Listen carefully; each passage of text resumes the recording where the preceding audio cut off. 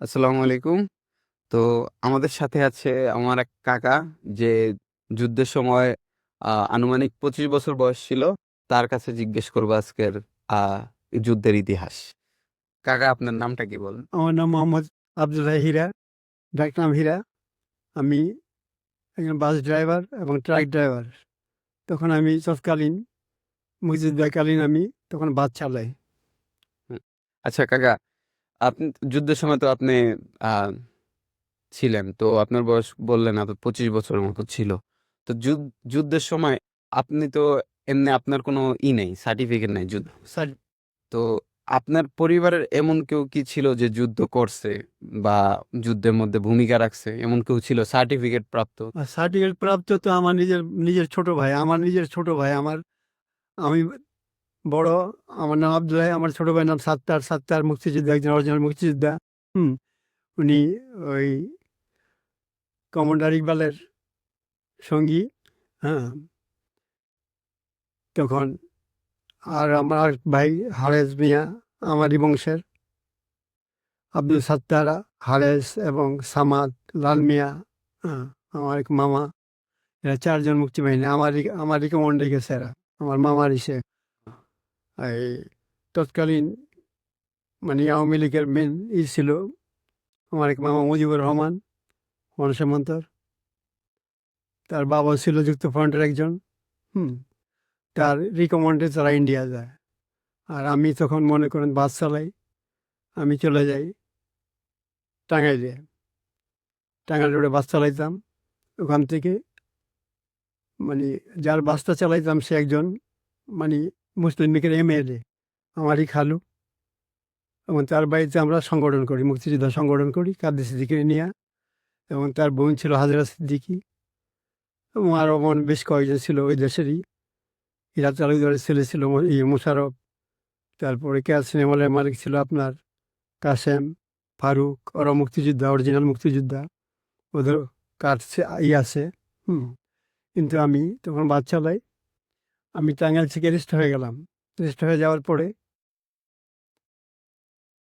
আমি টাঙ্গাইলে বাস চালাই, ওখানে বাস নিয়ে গেছি। যাওয়ার পরে আমি অ্যারেস্ট হয়ে গেলাম। তখন ড্রাইভার শর্ট আর্মিদের আমি আমার ধরে নিয়ে যায়। তখন আমি ভালো হিন্দি উর্দু বলতে পারতাম, যার বিনিময়ে বেঁচে গেছি। তারপর আমার অধীনস্থদের সাথে যেতে যেতে মনে করেন কালিহাতি, যেখানে ফাইট হয়েছে। তারপরে জামালপুর, শেরপুর, মানে অনেকের এর মাঝে অনেক কথা আছে, কিন্তু আমার বলতে গেলে অনেক সময়ের প্রয়োজন। হ্যাঁ। অনেক। এখন এই যুদ্ধের সময় যখন ২৬শে মার্চ আসলো, আপনি যে আ তখন কোথায় ছিলেন? তখন আমি গুলিস্তান ছিলাম। আফগানিস্তান। ২৫শে মার্চ গন্ডগোলের সময় আমি গুলিস্তান ছিলাম। গুলিস্তান থেকে বাস নিয়ে আমরা ২৭ তারিখে আমরা এখান থেকে আমাদের ২ দিন আটকায় রাখলো। রাস্তাঘাট বন্ধ, সব ঢাকায় পড়ে গেল, কারফিউ পড়ে গেল। ২৫ মার্চের থেকে আমাদের মনে করেন ওইখান থেকে ঢাকার থেকে আমরা ইয়া আত্মরক্ষার জন্য শেল্টার নিলাম একটা ব্যাংকের উপরে, ন্যাশনাল ব্যাংকের উপরে, গুলিস্তান ন্যাশনাল ব্যাংকে। তো ওইখান থেকে আবার ২৭ তারিখে ওরা ঘোষণা দিল ২:৩০টার পরে যে তোমরা নিরাপত্তায় যা যা নিরাপত্তায় চলে যাও। এবং গুলিস্তানে সিনেমা হলের ভিতরে অনেক লোককে গুলি করে মারছে ওরা। হ্যাঁ, তখন আমরা সঙ্গ দেখছি ন্যাশনাল ব্যাংকের উপরের থেকে। গুলিস্তান ন্যাশনাল ব্যাংক ছিল যেটা, সেটা সবাই চেনে। অনেক যে বড় বিল্ডিং দিচ্ছে, ৯ তলা বিল্ডিং, তাহলে তলা। ওখান থেকে আমরা গাড়ি নিয়ে ছুটি। ছুটার পরে যেতে যেতে মনে করেন আমরা ২৯টা গাড়ি একসাথে, বাস ঢাকা টাঙ্গাইল রোড ময়মনসিংহ রোডে বাস ২৯টা বাস আমরা নিরাপত্তা যাওয়ার জন্যই করছি। তখন যেহেতু আমাদের মনে করেন যে ক্যান্টনমেন্টের পরে, তখন তো পুরান ক্যান্টনমেন্ট দিয়া রাস্তা, ওই ক্যান্টনমেন্টের ভিতরে ঢুকছি মতনই আমাদের ওখানে আটকাইছে। আটকায় মনে করেন আমাদের লগের একজন বিডিআর ড্রাইভার ছিল, ইপিআর এর ড্রাইভার ছিল, মানে আমাদের ওই ড্রাইভারটার মানে আর্মিরা আপ এই সেলার দিয়ে আটকাইছে, সব গাড়ি আটকাইছে, রেল লাইনের উপর আটকাইছে। মহাকালী রেল লাইন যাওয়ার পরে ক্যান্টনমেন্ট রেল লাইনের ওখানে আটকাইছে। আটকানোর পরে ওকে মারধর করতেছে। ওই কী করছে, খুব সাহসী ছিল। ওই ২টা আর্মির এমনি স্থানীয়, তো স্থানীয় ই ই ধরছে, এসএলআর ধরছে। ধরার পরে ওই ২টা আর্মিরা কইরা মানে ঘাড়ের ভিতরে ধইরা মোসায় মানে ভাঙিয়া ফেলাইছে। ওরে আরেকটা আর্মি ওরে একটা ম্যাগজিনের মাথার উপরে পুরা কিলার খেলা দিচ্ছে। হুম, ও মারা গেছে ওই লোকটা। আরেকটা লোক মারা গেছে, ওর কন্ডাক্টর নুরু, ও গুলি খাইছিল। যেহেতু আপনি বুঝে গেলেন আপনার সামনে একজন মারা গেছে। হুম, তো যুদ্ধের আগে তো এরকম কিছু হয় নাই আপনার সাথে। না, যেহেতু হয় নাই তো 25 এই যে 25 মার্চ পরে কেমন পরিবর্তন হইছে যে হঠাৎ করে যুদ্ধ শুরু হয়ে গেল পুরা দেশে? কেমন আরকি অনুভূতিটা কি? অনুভূতি সারাটা বেশ ঠান্ডায় স্তব্ধ হয়ে গেল, যেখানে মনে মনে হলো যেন সবাই মারা গেছে। শব্দ নাই, কোনো নজিরবিহীন ঘটনা। মানে কোনো শব্দ নাই, স্তব্ধ হয়ে গেছে সারা বাংলাদেশ। তখন পুরো পাকিস্তান পুরো স্তব্ধ হয়ে গেছে। তারপর অ্যাডভান্স হইতেছে আস্তে আস্তে। এর ভিতরে বহুত কথা আছে। ওই আস্তে আস্তে অ্যাডভান্স হইতেছে সামন দিকে। আর মনে করেন ব্লাস্ট মারতেছে গুলি। গুলির পরে গুলি করতেছে। যেখানে সন্ধ্যায় মোড়ে বিচে রাস্তার মোড়ে বাইরে আমাদের গাড়ি নিয়ে যাচ্ছি। ওরা ব্লাস্ট করে এই এলাকা মানে স্তব্ধ করে ফেলায়। আচ্ছা, আচ্ছা কাকা, তাহলে আপনি তো ছিলেন গুলিস্তান। তো আপনার পরিবারের কি অবস্থা ছিল? আমার পরিবার সব দেশের বাড়িতে ছিল। দেশে আমি তো দেশে তখন খোঁজ খবর রাখতে পারেন? না, আমার খোঁজ খবর রাখতে পারি না, কারো খোঁজ খবর রাখতে পারি না। আচ্ছা, তো পরিবারের এরকম কি কোনো কেউ হইছে যে সরাসরি আরকি যুদ্ধের কারণে ক্ষতিগ্রস্ত হইছে? যেমন ধরেন আর্থিকভাবে অসুবিধা বা হানাদার বাহিনী কেউ অ্যাটাক করছে পরিবারের এই গ্রামে? না, আমাদের গ্রামে কোনো অ্যাটাক করে নাই। এটা সুবিধা, এটা না। আমাদের গ্রামে কিছু হয়নি। কিন্তু ওরা তো আসার পরে ওরা তো যুদ্ধ করে গেছে। ওয়ালিমানরা, ইয়ে, নানান বিভিন্ন জায়গায়, হ্যাঁ, শ্রীনগরে। আচ্ছা, হ্যাঁ। তুমি তো যেহেতু কইলে তোমার যুদ্ধের সময় অনেক কিছু ছিল। তো এমন একটা কোনো দায়িত্ব ছিল যেটা অনেক অনেক একটা মানে আমার দায়িত্ব ছিল, আমি খবরাখবর দিতাম। যে রেজিস্ট হয়ে গেলাম, যে কথা অনেক ফাঁক পড়া দিতেছে। আমি যখন রেজিস্ট হয়ে গেলাম টাঙ্গাইলে, টাঙ্গাইল থেকে আমার নিয়ে অ্যাডভান্স করা আরম্ভ করলে। যেতে যেতে মনে করো এসে গেলাম 29শে মার্চের, 27শে মার্চের দিন টঙ্গী গিয়ে আটকাইলাম গো। কুলবাড়ির ভিতরে সব গাড়ি আমরা ঢুকাই দিলাম। তখন নাসির, মুক্তিযোদ্ধা নাসির কমান্ডার নেতৃত্বে মনে করো ওই টঙ্গী ব্রিজ কাইটা দিল, মানে ডিভাইড করে দিল, আর যাওয়া আসা বন্ধ। টঙ্গী রাস্তার যে ব্রিজটা, যে টঙ্গী বাজারের ব্রিজটা কাইটা দিছে ওরা, ওই আর যাওয়া যায়নি। তো তারপর আস্তে আস্তে আমরা হাইটা চলে গেলাম ওই পার। আবার আসলাম, আসার পরে গাড়ি নিয়ে গেলাম। যাওয়ার পরে রেস্ট হয়ে গেলাম, রেস্ট হওয়ার পরে আস্তে আস্তে যাওয়া আরম্ভ করলাম। আমাদের নিয়ে গেল জায়গায় জায়গায়।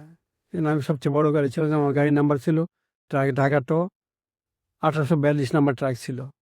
এবং ওই ট্রাকের মালিক ছিল টাঙ্গাইলেরই একজন, ওই মুহুরি, আনোয়ার কুরা নাম।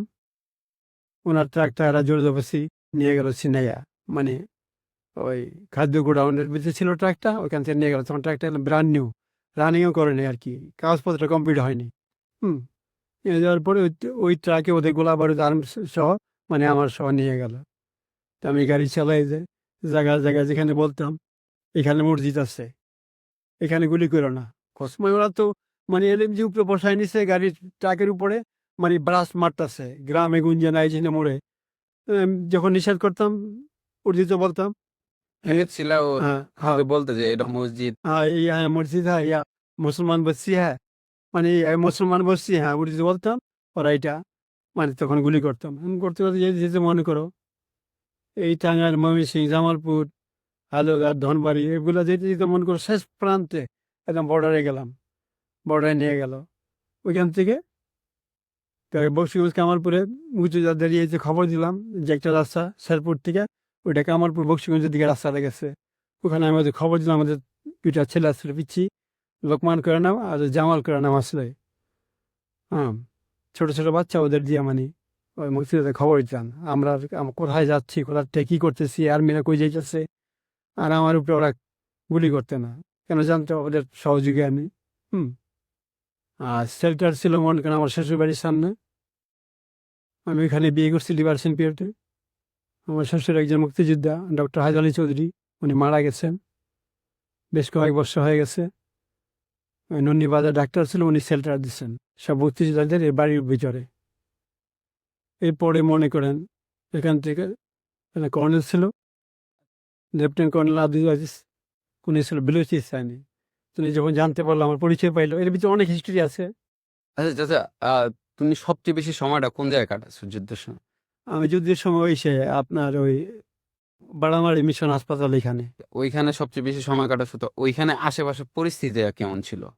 খুব ঘোলার কোনো শব্দ ছিল না, মুসলমানের কোনো শব্দ, সব মানে হাট বাজার সব কিছু বন্ধ। কিছু হ্যাঁ একদম কোভিড এর মতো, হ্যাঁ কারফিউর মতো ছিল। মানে চোরের মতো ঢুকতাম, চোরের মতো বেরিয়েছে, আমার কি এরকম ঢোক ছিল। কিন্তু কয় রোডে ক্যাম্প ছিল, আর্মি ক্যাম্প।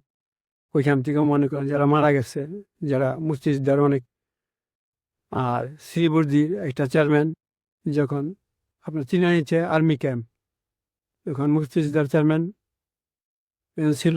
আর একজন ওর লোকে পরিচয় ছিল, ওই হারামদাদা বেইমানি করছে, 19টা মুক্তিযোদ্ধা মানে ধরাই দিছে ওই আমি চেয়ারম্যান। এই জিনিসটা নিয়ে জিজ্ঞেস করি। তোমার পরিচিত তো অনেক রাজাকার দেখো, হ্যাঁ, অনেক রাজাকার। এমন একজন রাজাকারের কথা বলো, রাজাকারের একটা ছোট্ট গল্প কও যে আর কি এরকম কাজগুলা করছে যে 19 জনে ধরা দিছে। রাজাকার অনেক সিরিয়াস সিরিয়াস কাজ করছে, মানুষ ধরে নিয়ে আছে, মা বোনের উপরে জুলুম করছে, আর্মিদের নিয়ে ক্যাম্পের বিচে ঢুকাই দিছে। বহুত কাহিনী, এগুলো বলতে গেলে মানে বেফাস কথা বাইরে হয়ে যায়, কিন্তু বলা চলবে না এগুলা। কিন্তু আমি নিজে হাতে, আমি নিজে 3জন মুক্তি পাইনি, এই রাজাকার মারছি, আর্মি মারছি, 5 জনের ভিতরে 3জন আর্মি মেরে ফেলাইছি। ট্রাক চড়াই দেয় কয় রোডে, ওইটার প্রমাণ এখনো আছে। ওইখানে ওইখানে আর্মিদের কবর আছে। হুম একটা মাদ্রাসা, এটা প্রাইমারি স্কুল, ওই জায়গার ভিতরে ক্যাম্প ছিল। ওই ক্যাম্পের ভিতরে আমি মারি। এই মারি কবে, যে বক্সিগঞ্জ কামালপুরে শ্রীবর্তীতে বড় ফাইট হয়েছে, আমাদের বেঙ্গল রেজিমেন্টের ছেলে 72টা ছেলে মারা গেছে বেঙ্গল রেজিমেন্টটা। মানে আমি ওদের কমান্ড দিয়েছিলাম যে শিলা রাস্তা, 3টা রাস্তার মুখ, এই রাস্তায় তোমরা থাকবা, গাড়িগুলো সব ঢুকে যাবো, 3 দিকে থেকে ক্রস ফায়ার দিবা। ওরা কি করছে, 3টা 4টা গাড়ি ঢুকছে 9টা গাড়ির ভিতরে, তখন ওরা সামনে থেকে একজনের ফায়ার দিয়ে ফেলাইছি। আর ওরা নামতে সক্ষম হয়েছে। আর ওরা মারছে প্রায় 15-20-এর মতো বেঙ্গল রেজিমেন্ট মারছে, এই তো আর্মি মারছে, প্রায় 150-200 আর্মি মারছে ওরা।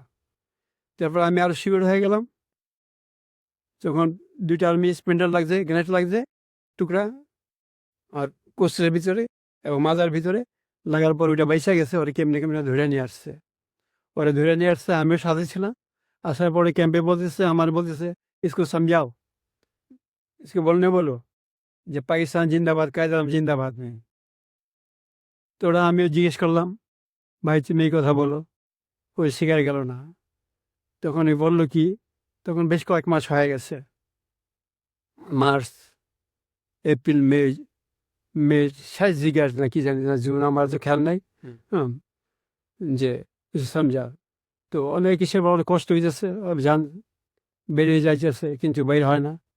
তো লাস্টে মনে রাতটা 3:45টার সময়, যখন ওই জয় বাংলা করে ওই জিবলাটা বাইর করে হয়ে গেল, কাইট হয়ে গেল। আচ্ছা চাচা, তুমি এই যে একটা গল্প বললো না যে মসজিদের সামনে গিয়ে বলছে এই জায়গায় গুলি করতে না, এখানে মুসলমান বস্তি হয়। কিন্তু বাংলাদেশ তো এরকম অনেক জায়গা হয়েছে না, যে জায়গা হিন্দু ছিল, বৌদ্ধ ছিল, আসলো না। তো ওইসব জায়গায় কি এরকম কোনো কিছু দেখছো যে একদম পাইয়া মনে করো ওদের অনেক ক্ষয়ক্ষতি করছে, বা ওদের অনেক গুলি চালাইছে? হ্যাঁ হ্যাঁ, অনেক হিন্দু মারছে তো, অনেক হিন্দু মারছে, অনেক হিন্দু মারছে। মুজাম্মেল এই কি তবা পরিমল সাকুরা, ওদের বাস মালিক ছিল, সিনেমা হলের মালিক, টাঙ্গা শেরপুরে। হ্যাঁ, শেরপুরে ওই ওদের বাড়িটা কিছুটা পড়ছে। এবং তারপরে আস্তে আস্তে ওর ওই বাড়িতে আবার ক্যাম্পও বানাইছিল। মেন টাউনের বিচে বাড়ি খড়মপুরে আর কি, শেরপুরে। এরকম বহুত ঘটনা আছে, এরকম নজিরবিহীন বহুত ঘটনা আছে। তোমার আচ্ছা, তোমার পরিবারে কেউ কি রেফিউজি ক্যাম্পে ছিল কোনোদিন? রেফিউজি ক্যাম্পে না। শরণার্থী কেউ ছিল না তোমার? এরকম কোনো স্মৃতিও নাই যে কোনো বন্ধু কেউ ছিল? হ্যাঁ, রিপোজি ক্যাম্পে ছিল ওই যে এইবারে এই তো, আর কি, মোহন মোহন কইরা নাম, হুম। আমার এই দূর সম্পর্কে আত্মীয়, এই যে মাখন্দা যে বংশটা কিনছে, এরা রিপোজি ক্যাম্পে থাকতে। জমিলা জমিলা, হ্যাঁ, জমিলা ফুপু, হ্যাঁ এই ক্যাম্পে ছিল। হ্যাঁ, ছিল এরা, হ্যাঁ। আচ্ছা, মুক্তিযুদ্ধের মধ্যে তো শুধু পুরুষরাই একলা মুক্তিযুদ্ধ করে? না না, মহিলারা সহযোগিতা করছে, অনেক মহিলারা সহযোগিতা করছে। এমন একটা গল্প কও যেগুলাতে মহিলারা ছিল। ওই যে কাদি সিদ্দিক ছিল, হাজার সিদ্দিকি ছিল। কি করছিল মানে? আমরা সংগঠন করে ওইখান থেকে মানে আমরা ছড়াই সপ্তাহে জায়গায় জায়গায়, মানে একই লিগে একজন জায়গায়। হুম তারপরে কেমন সাহায্য করতো? উনি নিজে রাইফেল নিয়ে পঞ্চাই করছে। যুদ্ধ করতো? হ্যাঁ, তখন ওই যে ইগুলা থানাগুলা লুট করছে আরামসে মেশিন নিয়ে।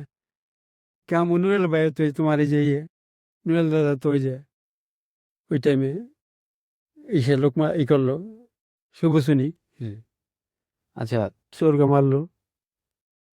কি তোমার যুদ্ধে তো অনেকে আছে যায় নাই, যায় নাই, যুদ্ধে যায় নাই আমার পরিবারে। তো যুদ্ধে যায় নাই কিন্তু আমার পরিবার যায় না কেন, আমার পরিবারের 4 জন গেছে না, না, পরিবারে ৪ জন। 4 জন গেছে মুক্তিযোদ্ধা। তো এমন কেউ আছে যে যুদ্ধ করে নাই কিন্তু মনে করো অবদান রাখছে, যেমন ধরো আহ মনে করো খাবার পাঠাইছে, মনে করো আমি তো পাঠাইছি, আমি তো ওষুধ দিছি, তারপরে যুদ্ধ করছো বললা, তো যুদ্ধ করছো এমন অন্য কেউ যে খাবার পাঠাইছে, ওষুধ দিছে, এই যে রাইফেল, মনে করো জিনিসপত্র, হ্যাঁ যে পত্র বাইনা দিছে এরকম, হ্যাঁ হ্যাঁ দিছে। আচ্ছা কে কে ছিল? এটা আমজাদ করে একজন শেরপুরে চিনানির লোক, উনি ওই সহযোগিতা করছে। তারপরে আনসার, উনি আনসার ছিল তখন, প্রকৃত আনসার বাহিনীতে। হ্যাঁ, ওনার রাইফেল ছিল, উনিও সহযোগিতা করছে। অথচ আর্মিগুলোকে মানে ডিউটি করছে, কিন্তু মুক্তিযোদ্ধা সহযোগিতা করছে। এবং আমার শ্বশুর ডক্টর আজ আলী চৌধুরী, উনি তো সেল্টারে দিছে বাড়িতে, তার বাড়িতে মানে মুক্তিযোদ্ধা সংগঠনের মানে কি লাগে না লাগে দিচ্ছে। তার ছেলেরাও মনে করো তখন আচ্ছা, তখন তো মনে করো দেশে একটা খারাপ পরিস্থিতি। পরিস্থিতি মানে তো মনে করো জাতীয় নেতা যারা, যেমন ভাসানী, বঙ্গবন্ধু শেখ মুজিবুর রহমান, সৈয়দ নজরুল ইসলাম, নজরুল ইসলাম। ওনাদের মনে করো কোন একটা ভাষণ বা ওনাদের অবদান যুদ্ধের মধ্যে কেমন ছিল? কার কার অবদানটা বেশি তোমার কাছে লাগছে? আরে এরা তো সবাই মনে করো যারা নেতা ছিল সব হইতে গেছে, ওই পার গেছে গা, তাইজুদ্দিন গেছে গা। হ্যাঁ হ্যাঁ, এই যে প্রথম যে রাষ্ট্রপতি ছিল তাইজুদ্দিন মানে স্বাধীনের পরে, উনিও তো ইন্ডিয়া গেছে গা। তারপরে মনে করেন সবাই তো ইন্ডিয়া গেছে গা। কেউ ছিল? এই যে শাহ মুজ্জাম, এরা তো সব আওয়ামী লীগ ছিল না তখন, সবাই গেছে ওই পারে। সবাই হ্যাঁ, আর কি ইন্ডিয়া ছিল ইন্ডিয়া চলে গেছে। তখন কি? কেউ আগরতলায়, কেউ ওই ওই ইরা ওই বারামারি দিয়া, কেউ বক্সিগঞ্জ কামালপুর দিয়া, ময়মনসিংহ সাইড দিয়া। তোমার কোনো এমন কোনো নেই, ওনাদের স্মৃতি নেই যে ওনারা কোনো মনে করো হয়তো ইন্ডিয়ার থেকে রাইফেল পাঠাইছে বা খাবার পাঠাইছে, এরকম? যে ধরো হইতে পারে না যে আমি তো মানে খবর আসলো যে আজকে মনে করো তাজউদ্দিন আহমেদ ইন্ডিয়ার থেকে 200 রাইফেল পাঠাইছে বা 100 মানুষের। না, আমি এটা দেখিনি বাবা, এটা আমি খামাখা মিথ্যা কথা বলতে আমার তো কোনো। ঠিক আছে। তো আচ্ছা, ভারত তো মনে করো যুদ্ধের সময় আঙ্গ দেশটা অনেক সাহায্য করছে। অনেক সাহায্য করছে মানে হ্যাঁ, তো আমি, এটা নিয়ে কিছু কও যে কেমন সাহায্য করছে, কি রকম? এরা আর্মস এমবিশন দিছে। তারপরে এরা সখীপুর দাউদি যা মনে করেন ঢুকছে, আর্মিরা কাদের সিদ্দিকীর গ্রুপ নিয়ে। হ্যাঁ, তারপরে মনে করো বহুত কিছু এখান থেকে এরা দিচ্ছে, এরা সহযোগিতা করছে। এবং আস্তে আস্তে যখন কি কি, যেমন ওষুধ? ওষুধ পানি এখান থেকে পাঠাইতো, একজন পাঠাইতো ওই বেঙ্গল। হ্যাঁ, ওষুধের কি, বেঙ্গল ওষুধ কোম্পানির সার্জন ছিল, উনি মারা গেছেন। বাড়ি হলো এই যে বুইটা, আহ, কি চৌধুরী জানিস, বুঝে গেলাম। উনি ওষুধ আমার কাছে দিত, মানে মুক্তিযোদ্ধা দেওয়ার জন্য। ও হুম, আমি ঢাকা আসতাম গাড়ি নিয়ে, উনি এই ওষুধ সাপ্লাই দিত। আচ্ছা, যুদ্ধ যখন এই যে 16ই ডিসেম্বর মনে করো যুদ্ধ শেষ ঘোষণা হইলো যে যুদ্ধ শেষ, বাংলাদেশ একটা স্বাধীন, স্বাধীন হয়। তখন তোম তখন কি পরিবর্তন আসলো? যে মনে করো যুদ্ধের পরে তোমার পরিবারের বা তোমার ভিতরে কি পরিবর্তন আসলো? পরিবর্তন আমি, আর্থিক সচ্ছলতা বা মনে করো একটা ভালো লাগা কাজ, এরকম কিছু? না আমার সহজে এই যে আর্থিক সহজ থেকে, আমি যে ড্রাইভার ছিলাম তখন দিব্যি গাড়ি চালাইতাম, বহুত কষ্ট করছি জায়গায় জায়গায়। তখন এসে স্বাধীনের পরে বাউচার চালাইছি। আর আমি বাইসা গেছি, যে ঘটনাটা বাইসা গেছি, লেফটেন্যান্ট কর্নেল ছিল যে বেলুচিস্তানি, লেফটেন্যান্ট কর্নেল আব্দুল আজিজ, উনি বললো দেখ, ও মানে আমার খবর জানতে পারলো যে আমি বাঙালি, যখন যে মেরে ভাইলাম, যে 3 জন আর্মি মরলো, একজন জামালপুরে মরলো, এই যে শেরপুরে স্পটে মরলো একজন। কি মানে ডাক্তারখানা আনতেছে না, তো মানে বললো लेकिन हिला तुम्हारा मुल्क স্বাধীন हो जाएगा, মানে তুমি यहाँ से भाग जाओ। তখন আমি মনে করে যে আর্মি জিপ নিয়ে পলাই এখানে, এর আগে তো আমার গার্ড দিয়ে রাখতো তো। বহুত কাহিনী কাহিনী বলতে রাত দিন নাই, 2-5 দিন শেষ না। জিজ্ঞেস করলাম যে আর কি যুদ্ধ শেষ, যখন যুদ্ধটা শেষ হয়ে গেল তখন আর্থিক কোনো সচ্ছলতা আসছিল বা কোনো সচ্ছলতা আসে নাই।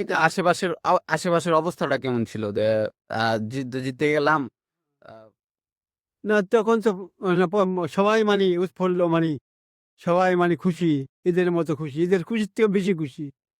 তারপরে এখান থেকে মনে করো আসলাম ৭২ সনে, ওরা সার্টিফিকেট আনলো গিয়া ৭২, যখন আমার দুইটা মামার মাইরা ফেলাইলো। আওয়ামী লীগের মেন যে প্রেসিডেন্ট সদস্য মুজিবুর রহমান এবং তার ছোট ভাই ওমর মারার পর আমি বিলীন হয়ে গেলাম। তখন আমাদের খুব করুণ অবস্থা। আমার মামারা হিসাবে জমিদার ফ্যামিলি, তার বাবা চেয়ারম্যান ছিল মোহাম্মদ হোসেন হাওলাদার, এবং যুক্ত ফ্রন্টের মেন নায়ক ছিল আমার নানা বিজমপুরা, এবং মোহাম্মদ আলী ইয়ের এই যে ঈদ আইডলের, এরা মানে সবাই তো আওয়ামী লীগ ছিল, বড় বড় প্রেসিডেন্ট সদস্য আওয়ামী লীগে। মারার পরে আমি অস্তিত্ব হারাই ফেলাইলাম। তখন আমার আর চলার কোনোই ছিল না। আমার নিজের একটা বাস ছিল, বাসটা নষ্ট হয়ে গেল, আমি নষ্ট করে ফেলাইছি। তারপর চলতে ফিরতে বহুত কষ্ট হয়েছে। তারপর পরে গোলামি করতাম, পরে চাকরি করতাম। তারপরে যা হোক করতেছি ভালো লিভার, লিভার ব্যবসা চাকরি করতাম, চাকরি এলাম। ওর পর থেকে মনে করো এই ছোটখাটো আছে, যেমন সংসার চলতে থাকলো। আচ্ছা দাদা, তো অনেক কিছু জিজ্ঞেস করলাম, তো লাস্ট কোশ্চেনটা হলো নতুন প্রজন্ম যারা আর কি, যারা এই যে ধরো আমরা বা যারা বড় হইতেছে, তো ভবিষ্যতে যারা বাংলাদেশে সামলাই, সামলাই তারা মনে মুক্তিযুদ্ধ থেকে কি শিক্ষা নেওয়া উচিত? ক্যামেরা বলো, মুক্তিযুদ্ধের কি শিক্ষা নেওয়া উচিত?